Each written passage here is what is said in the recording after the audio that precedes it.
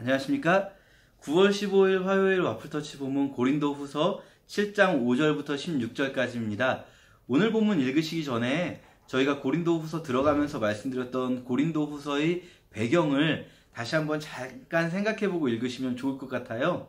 고린도후서는 바울이 고린도 전서에서 고린도 교인들을 책망했었고, 그리고 디모데를 보냈으나 해결되지 않았고, 바울이 직접 갔는데도 바울이 오히려 거기서 굉장히 안 좋은 상황에 처해서 나오게 되고요. 그 후에 바울이 엄중한 편지, 막 이렇게 고린도 교인들을 책망하고 좀 강한 어조로 쓴 편지를 써서 디도 편에 들려보냈죠.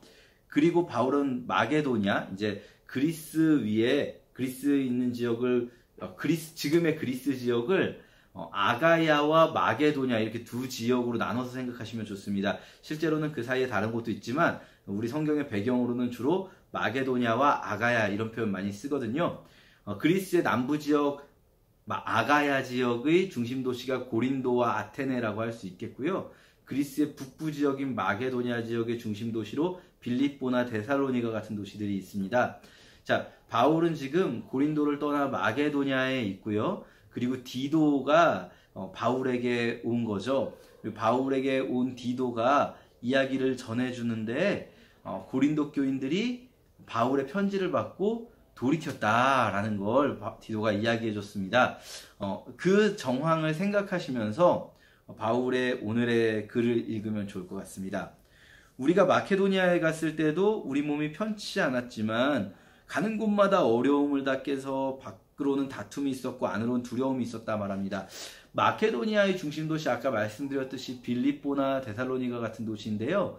특히 데살로니가에서는 저희가 사도행전이나 데살로니가 전서에 보면 굉장히 어려운 일들이 있었습니다. 물론 바울이야 어딜 가든 핍박은 달고 살았지만 데살로니가 같은 경우는 그냥 유대인들이 핍박을 한 게 아니라 유대인들이 고용한 깡패들이 저자의 불량한 자들이라고 이제 번역을 했었는데 깡패들인 거죠. 깡패들.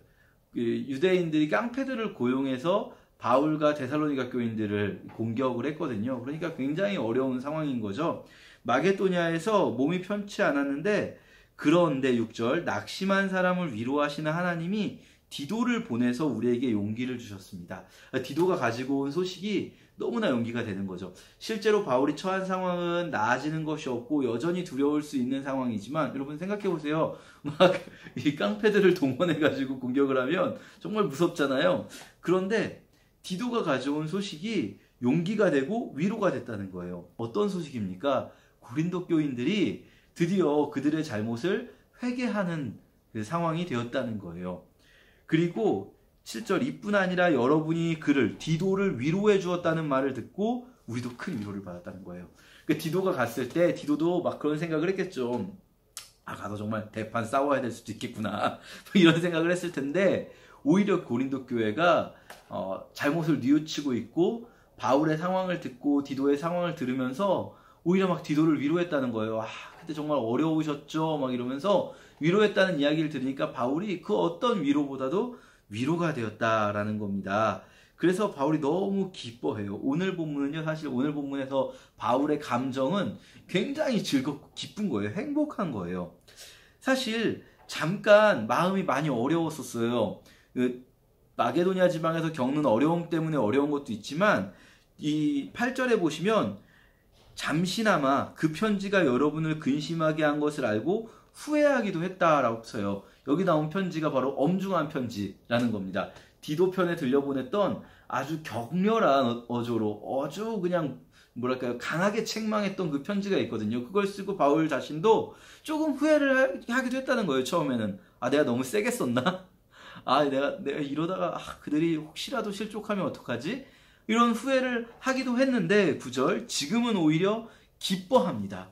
기뻐하게 됐다는 거예요. 왜입니까? 디도의 이야기를 들은 거예요. 결과적으로 고린도 교인들이 회개하게 되었구나. 그런데 바울이 이렇게 말합니다. 그것은 내가 기뻐하는 이유는 여러분이 근심했기 때문이 아니라 그 근심한 일을 넘어서서 회개했기 때문입니다. 자 보세요.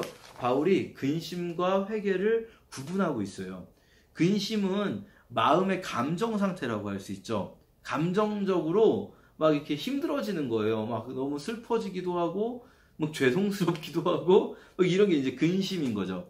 그런데 회개는요, 감정 상태를 의미하는 게 아니라 실제로 돌이키는 것입니다. 그래서요, 바울은 내가 너희를 근심하게 했기 때문에 기쁜 것이 아니라 너희가 실제로 이 근심을 지나서 회개하게 됐기 때문에 기쁘다라는 겁니다. 물론 근심은 그래서 필요 없냐? 그렇지 않습니다. 여기 이렇게 나옵니다. 10절에 하나님의 뜻대로 하는 근심은 죄를 뉘우치고 구원에 이르게 합니다. 그러나 세상 근심은 죽음을 가져올 뿐입니다. 이렇게 하나님의 뜻대로 하는 근심이 있고 세상 근심이 있어요. 그러니까 우리가 예수님께서 이 걱정하지 말아라 라는 말씀 하시잖아요. 바울도 그렇지 않습니까? 아무것도 염려하지 말라. 이때 근심을 나쁘게 표현하는 그 근심은 여기서 말하는 바울이 말하는 세상 근심이에요. 세상 근심. 우리가 아무리 걱정한들 뭐 키를 한 자라도 더하게 할 수 있겠느냐. 이때 말하는 그 걱정, 염려, 근심은 세상 근심인 거고 지금 바울은 하나님이 하게 하시는 근심이 있다는 거예요. 그것은 죄를 뉘우치고 구원에 이르게 하는 이 근심이라는 거죠. 그래서 11절에도 이 근심이 간절함, 자신에 대한 해명, 정의, 분노, 하나님을 두려워함, 그리워함, 열심, 죄 지른 사람을 처벌한 마음 이런 것들을 가지고 오는 근심이 결국 우리를 회개하게 이르게 한다는 거죠. 그런데 여러분 주의하실 게 있어요. 근심만 하고 회개하지 않는 것은 의미가 없다는 거예요. 마음 상태가 막 어려워지고 슬퍼지는 것 이것이 포인트가 아니라 그 애통하는 마음을 가지고 실제 삶을 돌이키게 되는 거죠. 그래서 간절하게 자신의 삶에 대해서 돌아보고 정의와 분노, 하나님을 두려워하고 하나님을 그리워하면서 열심과 그 죄에 대한 처벌과 이런 것들을 가지고 오는 그 돌이킴, 회개가 있어야 한다는 거죠. 어쨌든 고린도 교인들에게 그 일이 일어났고 바울은 그게 너무나 기쁘다는 거예요. 그래서요, 바울은 막 이게 너무 행복한 거예요. 바울이 심지어 이런 표현도 합니다. 14절에 너무 기뻐서 하는 표현인 것 같아요. 이거는 내가 디도는 고린도 교회를 가본 적이 없나 봐요. 아마도 내가 디도에게 여러분을 자랑한 적이 있는데 여러분은 나를 실망시키지 않았습니다. 우리가 디도에게 여러분을 자랑한 것도 진실인 것이 드러났습니다. 그러니까 이게 무슨 말입니까? 디도한테 고린도 교인들이 막 이렇게 바울을 배척하고 그랬잖아요. 그러면은 디도가 그렇게 생각했을 수 있죠. 뭐 그런 사람들이 다 있습니까? 바울 선생님, 뭐 그런 사람들 때문에 그렇게 고민을 하십니까? 막 이랬을 수 있는데 바울은 그럴 때마다 고린도 교인들을 디도에게 칭찬했다는 거예요. 아니야. 그 사람들이 원래 그런 사람들이 아니야.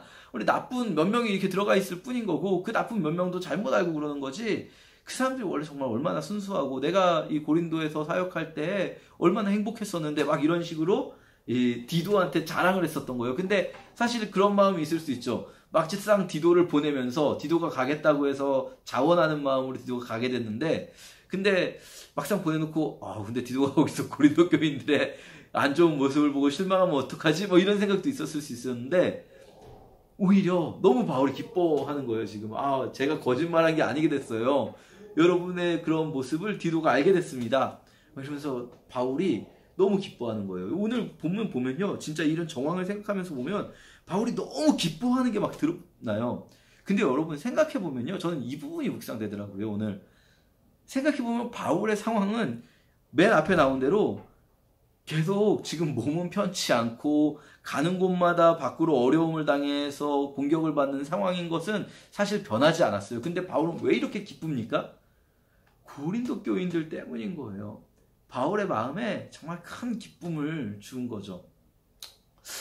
어쩌면 우리 서로에게 그런 기쁨을 주는 사람들이 될 수 있을지도 모르겠다는 생각이 들었어요.